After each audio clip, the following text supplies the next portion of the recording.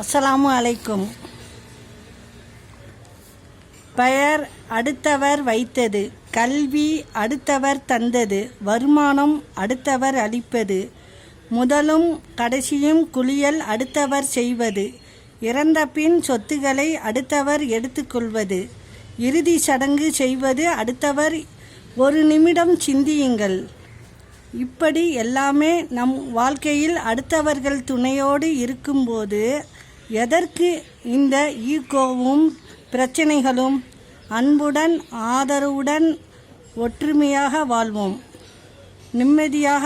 காலம் மாற மாற உருவம் மட்டுமே மாறும், ஆனால் உணர்வுள்ள உண்மையான அன்பு என்றும் மாறாது. அன்புடன் ஒரு மனிதனை அழகாக காட்டுவது அவனது நிறமோ பணமோ அல்ல, குணம் மட்டும்தான். பணம், தங்கம், நிலம் ஆகியவை மட்டுமே செல்வம் இல்லை. உனக்குள் இருக்கும் திறமையை நீயே வளர்த்து கொண்டால் அதுவும் ஒரு வகையில் பெரிய செல்வம்தான். நம்மால் முடிந்தவரை செய்வதல்ல முயற்சி, நினைத்ததை முடிக்கும் வரை செய்வதே உண்மையான முயற்சி. அஸ்ஸலாமு அலைக்கும்.